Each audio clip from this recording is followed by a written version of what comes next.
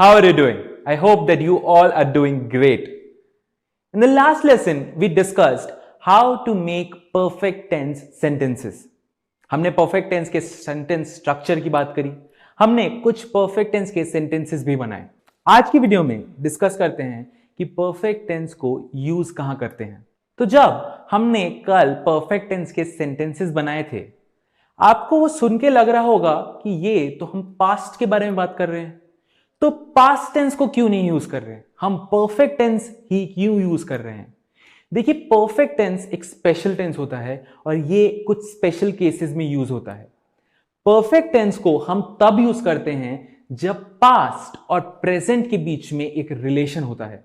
कोई काम पास्ट में शुरू हो चुका है, वो अभी भी खत्म नहीं हुआ, या फिर पास्ट के काम के साथ प्रेजेंट का कोई ना कोई रिलेशनशिप है, तभी हम परफेक्ट टेंस का यूज करते हैं और पास्ट टेंस का यूज नहीं करते. तो चलिए पास्ट टेंस और परफेक्ट टेंस के इस डिफरेंस को और अच्छी तरीके से समझते हैं. तो इस डिफरेंस को समझने का बेस्ट तरीका है finished and unfinished time. Finished time, जो टाइम खत्म हो चुका है. जैसे अगर मैं बात करूं लास्ट डे, येस्टरडे की बात, येस्टरडे खत्म हो चुका है, कल का दिन खत्म हो चुका है.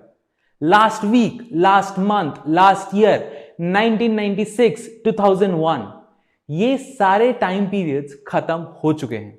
अगर मेरे को फिनिश्ड टाइम के बारे में बात करनी हो, जो टाइम खत्म हो चुका है वो दोबारा नहीं आ सकता, तब मैं पास्ट टेंस का यूज करूंगा. लेकिन अगर कोई चीज खत्म नहीं हुई है, पास्ट में तो हुआ है काम, लेकिन वो अभी भी खत्म नहीं हुई है या फिर अभी भी उसके होने के कोई चांसेस हैं, तो मैं परफेक्ट टेंस का यूज करूंगा. इस कॉन्सेप्ट को चलिए कुछ एग्जांपल्स के थ्रू समझते हैं. I have completed all my targets this week. I have completed all my targets this week. अब ये एक परफेक्ट टेंस का सेंटेंस है.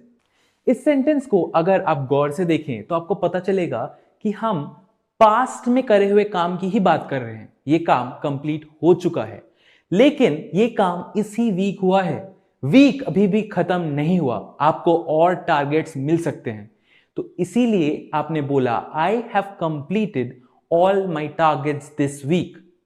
पास्ट टेंस की बात करी, लेकिन वो चीज दोबारा रिपीट हो सकती है. अगर इसी सेंटेंस को मेरे को पास्ट टेंस में बोलना होता तो मैं कैसे बोलता? मैं बोलता आई completed all my work last week. I completed all my work last week. इस सेंटेंस में मैं लास्ट वीक की बात कर रहा हूं. ये टाइम फिनिश हो चुका है. लास्ट वीक दोबारा नहीं आएगा, लास्ट वीक इस वीक में भी वापस नहीं आएगा. तो ये काम ऐसे टाइम पे हुआ है जो टाइम फिनिश हो चुका है, और इसीलिए यहां पे मैंने पास्ट टेंस का यूज करा है.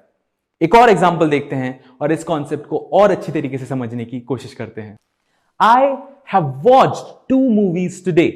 I have watched 2 movies today. यहां पर मैंने परफेक्ट टेंस का यूज करा है, क्योंकि मैं एक ऐसे काम की बात कर रहा हूं जो मैं कर चुका हूं, लेकिन आज का दिन अभी भी खत्म नहीं हुआ है. मैं आज के दिन की बात कर रहा हूं, मैं एक और मूवी देख सकता हूं. तो ये सेंटेंस चेंज हो जाएगा, इसीलिए मैंने परफेक्ट टेंस का यूज करा है. अगर इसी सेंटेंस को मेरे को पास्ट टेंस में बोलना हो तो मैं कैसे बोलूंगा? मैं बोलूंगा I watched 3 movies yesterday. I watched 3 movies yesterday. कल का दिन खत्म हो चुका है, दोबारा नहीं आएगा. हम फिनिश्ड टाइम की बात कर रहे हैं और इसीलिए यूज कर रहे हैं हम परफेक्ट टेंस. तो चलिए अब हम ये डिस्कस करते हैं कि क्या परफेक्ट टेंस को पास्ट टेंस में भी बोला जा सकता है? जी बिल्कुल.